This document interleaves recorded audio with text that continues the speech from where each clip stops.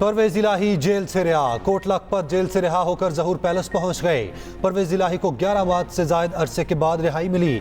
परवेज इलाही ने कहा कि बानी पीटीआई साथ था, हूं और रहूंगा जब तक हमारा मैंडेट वापस नहीं होगा। चौधरी शुजात के बच्चों से कोई बात नहीं होगी।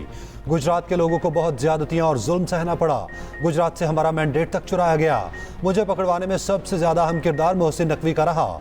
उनका मशकूर हूं जिन्होंने मुश्किल वक्त में साथ दिया। उन जजेस का भी मशकूर हूं जिन्होंने हक और सच का साथ दिया। मुझे रिहाई मिली। परवेज इलाही की रिहाई के बाद तस्वीर भी सामने आ गई। परवेज इलाही के वकील मंजूर बड़ाइश का कहना है परवेज इलाही की तबीयत नासाज है, सुबह उनके टेस्ट होंगे। परवेज इलाही को 1 जून 2023 को गिरफ्तार किया गया।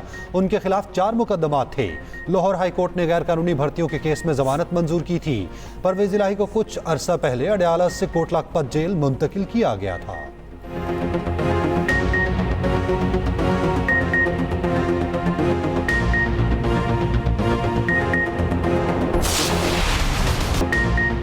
तर्जुमान तहरीक इंसाफ रऊफ हसन पर इस्लामाबाद में हमला। नामालूम अफराद ने हमला करके जख्मी कर दिया।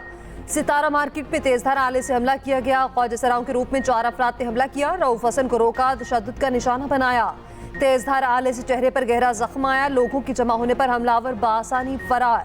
हमले की फुटेज सामने आ गई। रऊफ हसन ने बयान दिया कि मुझे कभी अफराद ने रोका, अचानक हमला कर दिया, कुछ समझ नहीं आया कैसे हमला किया, ब्लेड जैसी चीज से वार किया गया। रऊफ हसन फिर अस्पताल मुंतकिल, दाएं गाल पर टांके लगे। सेनेटर शिबली फराज ने सेनेट में इज़हार ख्याल करते हुए कहा पाकिस्तान की सबसे बड़ी जमात के तर्जुमान पर हमला किया गया, ये सब नाकाबिले कबूल है। हमले के खिलाफ सेनेट से वॉकआउट।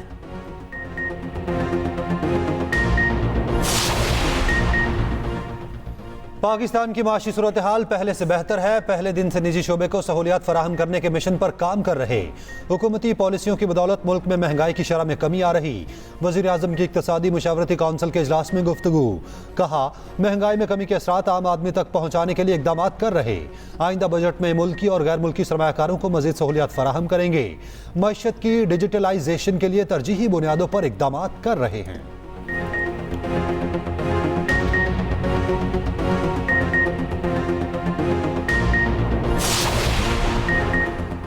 टेहरियान माइक केस में बानी पीटीआई की नाअहली की दरख्वास्त खारिज। इस्लामाबाद हाई कोर्ट ने दरख्वास्त नाकाबिले समाअत करार दे दी। जस्टिस तारिक महमूद जहांगीरी ने कहा बानी पीटीआई नाअहली के लिए दरख्वास्त पहले ही बेंच खारिज कर चुका, अक्सरती फैसला पहले ही आ चुका। लार्जर बेंच के 2 जजेस का सुनाया जाने वाला फैसला दुरुस्त करार दे। जस्टिस मोहसिन अख्तर कयानी और जस्टिस अरबाज मोहम्मद ताहिर ने अपनी राय देती थी।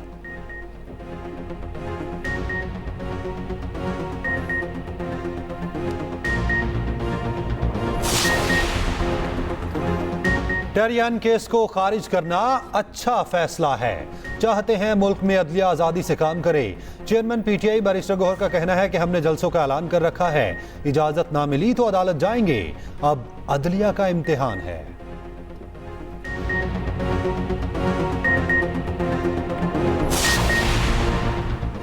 ना किसी की तस्लील की, ना किसी का नाम लिया। अपनी न्यूज़ कॉन्फ्रेंस के लफ्ज़ पर कायम हूँ। सेनेटर फैसल वार्ड का कहना है कि जज के मिसकंडक्ट पर बात करना मेरा हक है।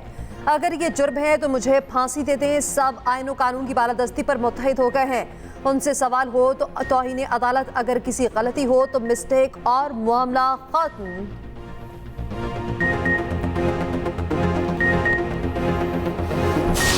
में कोई शख्स गर्मी की वजह से मरे तो एफआईआर के इलेक्टेड ऊपर करनी चाहिए हमें। इनके दफ्तरों में घुसे, बिजली बंद करें और उनको बिठाएं 10 घंटे उस गर्मी के अंदर के बैठोगे तुम्हें एहसास होगा। कुछ ना करें, कोई तशद्दुद ना करें, कोई गालम गलौज ना करें, बिजली बंद करके बिठा दें उनको, बैठो। हम उम्मीद करते हैं कि फेडरल गवर्नमेंट सीरियस एक्शन ले। वो पावर कंपनीज वहां बैठ के गुंडागर्दी ना करें। अगर 2 बंदे बिजली के डिफॉल्टर हैं या 2 बंदों ने बिल नहीं पे किए तो पूरे इलाके की बिजली काट देना। एक बंदे की सजा दुनिया के किसी कानून में किसी और को नहीं दे सकते।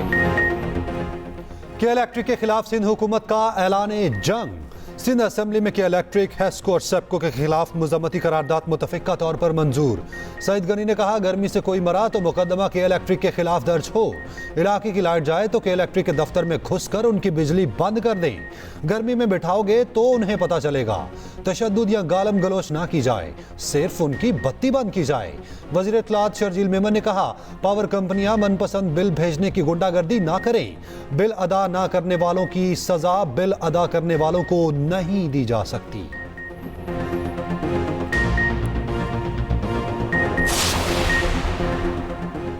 गंदम की इजाफी तरामत स्कैंडल में नेशनल फूड सिक्योरिटी के 4 अफसर मुअत्तल। वज़ीर-ए-आज़म ने इंक्वायरी कमेटी की सिफारिशात की मंजूरी दे दी। नाकिस मनसूबाबंदी और गफलत बरतने पर अफसरान को मुअत्तल किया गया। साबिक वफाकी secretary national food security Mohammad Asif के खिलाफ बासाबता कार्रवाई की मंजूरी। महकमे खुराक पंजाब का भी एक्शन। करप्शन और फराइज में गफलत पर 20 अफसर मुअत्तल कर दिए। 42 फ्लावर मिल्स को भारी जुर्माने। चंद मिल्स का फूड ग्रेन लाइसेंस भी मुअत्तल।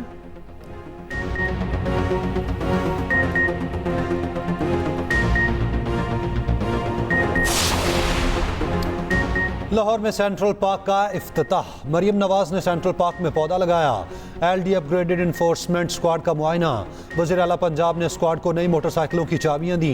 वज़ीर आला की ज़ेर सदारत इजलास। हाइड्रो पावर प्रोजेक्ट्स के लिए वाटर चार्जेस बढ़ाने से रोक दिया। मरियम नवाज से मारूफ बिजनेसमैन की भी मुलाकात। पॉलिसी साजी में ताजरों से मुशावरत पर इत्तफाक।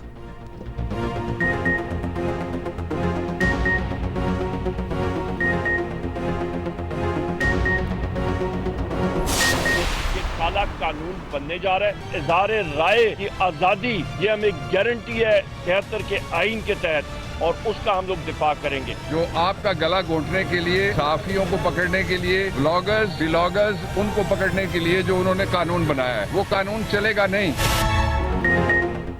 अपोजिशन और सियासी रहनुमाओं ने हद तक इज्जत का बिल मुस्तरद कर दिया। PTI ने पंजाब असेंबली से पास करदा बिल पर काला कानून करार दे दिया। चेयरमैन PTI बैरिस्टर गौहर ने कहा कि फॉर्म 47 की हुकूमत लोगों की जुबान बंद करना चाहती है। PTI इस बिल की भरपूर मुखालफत करती है। अपोजिशन लीडर उमर अयूब ने कहा, आइन के मुताबिक किसी की जुबान बंदी नहीं की जा सकती। काले कानून के खिलाफ कौमी सूबाई असेंबली में मज़ाहमत करेंगे। असद कैसर बोले, मीडिया पर कतगन लगाई जा रही है। मीडिया को चुप कराने के लिए बिल लाया गया। सहाफ़ी तंजीमों का एतमाद में लेकर कानून साजी करनी चाहिए। बाबर आवान बोले, वज़ीर आला और वज़ीर कानून तौहीन अदालत कर रहे हैं। कानून के खिलाफ अदालत जाने का ऐलान। सरबराह सुन्नी इत्तेहाद काउंसिल हामिद रसा ने कहा, सबको हद तक इज्जत की कानून से इख्तलाफ है। हद तक इज्जत कानून पे तरमीम की जाए।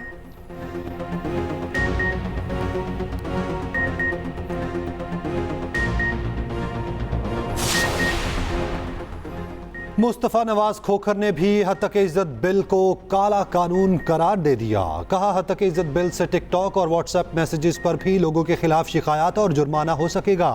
तनकीद से खैफ हुकूमत अब शहरियों और सहाफ़ियों को आड़े हाथों ले रही है।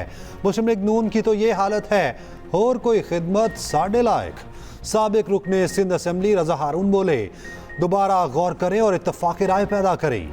ये कानून बुनियादी हुकूक से मुतालिक है। जल्दबाजी में मंजूर करने से कानून इंतहाई मुतनाज़े हो गया।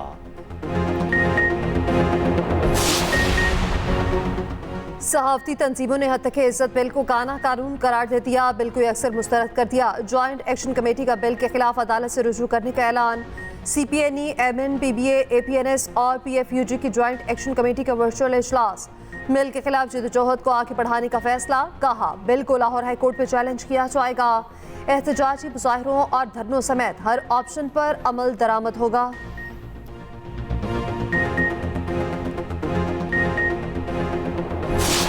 इतने बुरे वक्त से आज सहाफियों गुजर रहे हैं, मीडिया गुजर रहा है। मेरा नहीं ख्याल कि इतनी पाबंदियां डिक्टेटरशिप के अलावा कभी लगी होंगी। रेगुलेट मीडिया को क्या करना है? मैं तो मीडिया रेगुलेशन में बिल्कुल यकीन नहीं रखती। जहां जहां आपको मेरी जरूरत पड़ेगी, वहां आप मुझे, नवाज शरीफ साहब को, और मैं वादा करती हूँ कि मुस्लिम लीग नून को अपने साथ पाएंगे। और कल को अगर मुस्लिम लीग नून इक़्तिदार में आ भी जाती है, ये वादे मैं उस दिन भी याद रखूंगी। वज़ीर आला पंजाब मरियम नवाज माजी में मीडिया के खिलाफ कानून साजी पर तनकीद करती रही। 3 साल पहले अपोजिशन के दौर में मरियम नवाज ने पिछली हुकूमत की मीडिया से मुतालिक कानून साजी को आड़े हाथों लिया। कानून साजी को सहाफ़ियों को सबक सिखाने का हथकंडा करार दिया था। मरियम नवाज ने वादा किया था, नून लीग की हुकूमत में मीडिया के खिलाफ कोई कानून साजी नहीं होगी।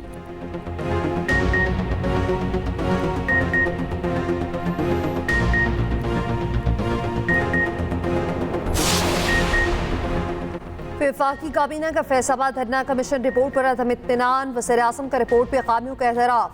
खामियों पर काबीना कमेटी तश्कील देने का फैसला। वफाकी काबीना इजलास में अटॉर्नी जनरल और वज़ीर कानून की रिपोर्ट पर ब्रीफिंग। काबीना ने कहा कि इंक्वायरी कमीशन ने अपने TORs के मुताबिक काम नहीं किया। शहबाज शरीफ ने कहा कि रिपोर्ट में वाकई खामियां हैं, ये TORs के मुताबिक नहीं।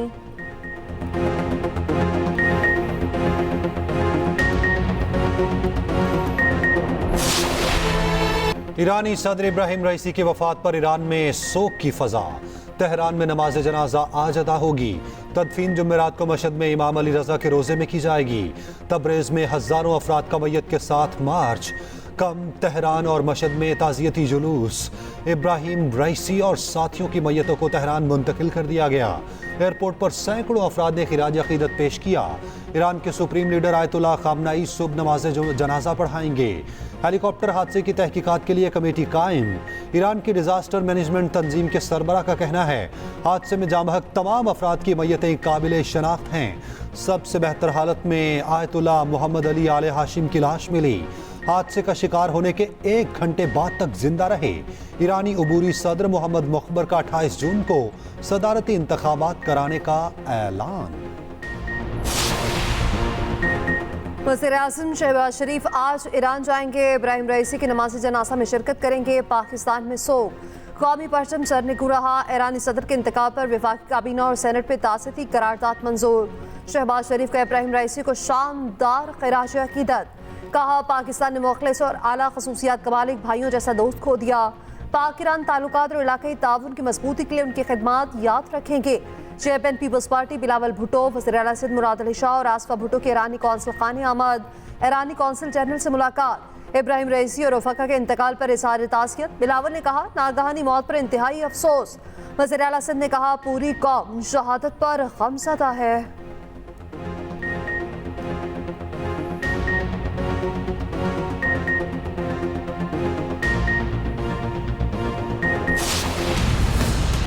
गर्म हवाओं के थपेड़े, आवाम शराबूर। सूरज ने शहरियों को बेहाल कर दिया। लाहौर में सख्त हीट वेव की लहर। पारा 44 मगर महसूस 45 का हुआ। सिबी मुल्क का गर्म तरीन शहर रहा। पारा 48 डिग्री। दादू का दर्जा हरारत 47 डिग्री तक पहुंच गया। कराची में भी गर्मी का राज। सिंध भर के तालीमी इदारों में मौसम गर्मा की छुट्टियों का ऐलान। सिंध के तमाम तालीमी इदारे 1 जून से 31 जुलाई तक बंद रहेंगे।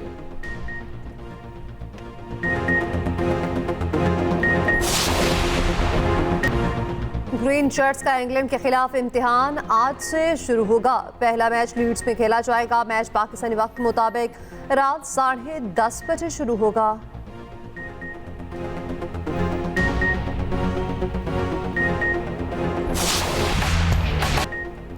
सालगिरह मुबारक सरफराज अहमद। कौमी क्रिकेट टीम के साबिक कप्तान और विकेट कीपर सरफराज अहमद 37 वर्ष के हो गए। सरफराज अहमद 22 मई 1987 को कराची में पैदा हुए। सरफराज की क़यादत में पाकिस्तान ने चैंपियंस ट्रॉफी जीती।